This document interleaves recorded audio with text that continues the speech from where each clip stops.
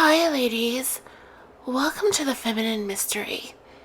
My name is Azalea Dawn, and on my channel, I talk about femininity, elegance, and leveling up to attract the hypergamous relationship that you desire. So if any of that sounds right for you, please check out the other videos on my channel and see if you like it, and consider subscribing to join the community that I'm trying to build here.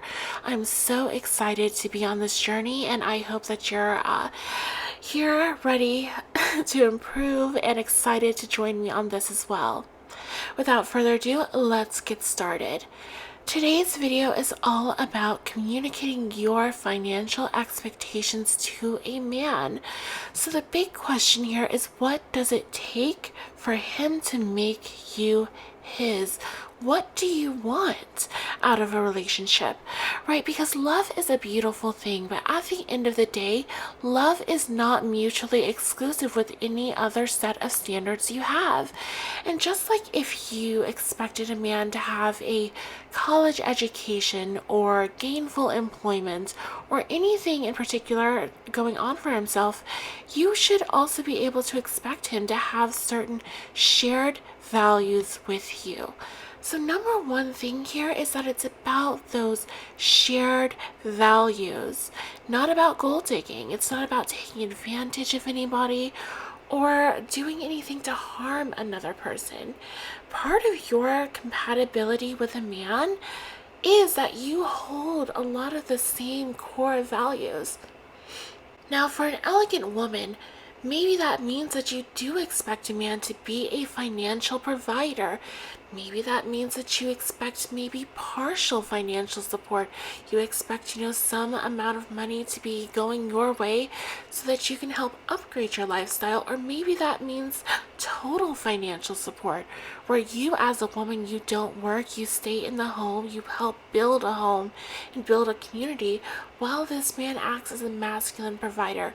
But whatever your sort of background and beliefs are, you want to make sure that the man that you're with shares those same core values, that he views the role of a man in a relationship the same way you do.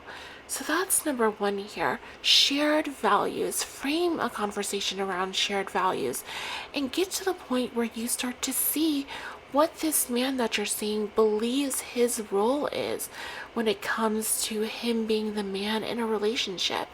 Does he feel like it's his duty to be a masculine provider? And what does that look like for him? Does that mean that he is providing completely for you and your lifestyle? Or does that mean that he operates within what it is that he can do and treats you to a certain amount of experiences? Or is it maybe that you don't have compatible values, right?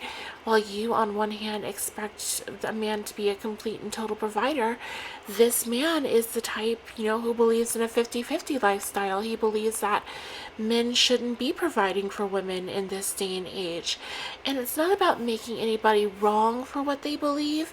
It's more so about making sure that the beliefs that you have line up in sync with your partner. So that's the first thing that I would encourage you to consider and have a conversation about. Next, you want to let your professional accomplishments speak for themselves. So let me break this down a little bit more. What does that mean? Well, when it comes to a conversation around money and financial expectations, it can be natural for you to feel like, oh, this might be a little bit of a combative or confrontational conversation, or maybe accusatory, right? And you don't want to frame it as if like this man is not doing enough for you as is. Again, you want to approach it from the context of shared values. But when it comes to your justification here, when it comes to if you maybe need to pitch a little bit more why you expect a certain level of financial support from a man, I would encourage you to let your professional accomplishments speak for themselves.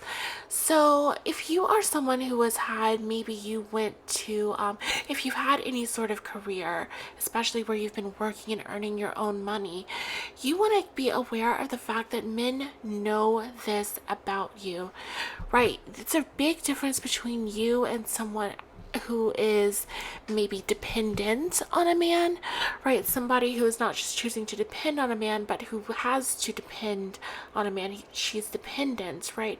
She doesn't have any other source of income. She doesn't have anything else that she can do to make money, right? Opposed to you, right? You are choosing to depend on a man, right? So maybe you've had a career, maybe you graduated top of your class at Yale and then went on to Columbia Law, right? Maybe you've had a long career as an engineer, or even if you work in retail in some way. Let the fact that you have had a career working speak for itself. Next up, when we're talking about how you can have this conversation surrounding, communicating your financial expectations to a man, you want to let him articulate your value in his life. So what that means is that when a guy really loves you, he's not going to play any games about it. When he views you as an important part of his life, he will let you know. And that's what you want to do. You don't want to justify yourself or have it be such that you're trying to demonstrate that you deserve such and such. Like I said, you want to lay out your expectations. You want to let your past accomplishments speak for themselves, and then you want to let him articulate your value in his life. You want to let him tell you how much you matter to him, how much you mean to him, and how much he is willing to do to keep you in his life, right? If at the end of the day a guy is, unmoved, he's not really into you like that, he just doesn't care that much about having you around, there's not much you can do or say to change that. But when a man in particular really loves you, a masculine man, he will move heaven and earth on your behalf. He will wade through the trenches of hell and come out on the other side just to be with you. So when it comes to your importance to him in this relationship, you don't want to start going on and on about how he'll never find someone like you, or he'll never be able to do this without you or that without you. You want him to be able to justify your value in his life. Let him speak to that. Ask him ask him some leading questions. Start to get him to think about how much you mean to him, and get him to really help him in whatever ways you can facilitate thinking about those feelings and getting them out into words, right? Because he might have a little bit of trouble articulating how he feels, but at the end of the day, the content surrounding how he does or does not feel, that's going to be entirely up to him. So you don't want to fall into that trap of trying to justify yourself to a man. Now, finally here, ladies, I want to make my biggest point. You always want to be managing your reputation. Now, this might seem a little bit abstract, right? Like, how does this relate to, getting a man to financially invest in you, communicating your financial expectations to him so that he can really step up to the plate and be the man that you want to have a relationship with, right? Like, how is this related?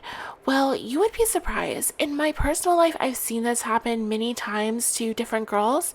They'll be doing everything right. They'll be trying to move the needle along with a guy and get him to really invest in her and invest in her lifestyle, step up to the plate and be that masculine provider that she desires. That said, like, a lot of times what's hindering these girls is that they have a bit of a bad reputation, right? Especially when it comes to men who are a bit more European, especially Italians. Family comes first. So if their families don't like you, if other people in their lives are talking bad about you, if people who maybe you're friends with are coming to him and they're talking bad about you behind your back, he is going to be hesitant to really invest in you the way that he would maybe another woman, maybe another girl who has a better reputation. Because at the end of the day, somebody who has a bad reputation, that's a big uphill battle to climb for a guy.